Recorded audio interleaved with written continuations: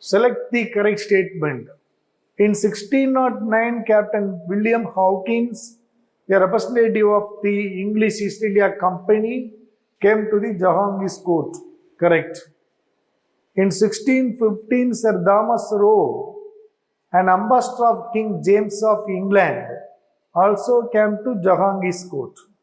ரெண்டுமே வந்து correct. Both 1 and 2.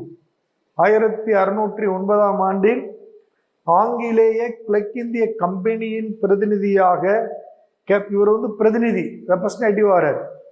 Captain William Hawkins ஜஹாங்கீரின் அவைக்கு வருகை புரிந்தார். சர் தாமஸ் ரோ வந்து இங்கிலாந்து அரசர் ஜேம்ஸின் தூதராக, இவர் வந்து அம்பாசிடர் தாமஸ் ரோ. இது ரெண்டு பாயிண்ட்டும் வந்து பார்த்தீங்கன்னா ரொம்ப ரொம்ப முக்கியமான பாயிண்ட். நிறைய நாள் இதில் வந்து நிறைய எக்ஸாமில் இந்த கொஸ்டின் ஈவன் யூபிஎஸ்சிலே கேட்டுட்டு இருப்பாங்க.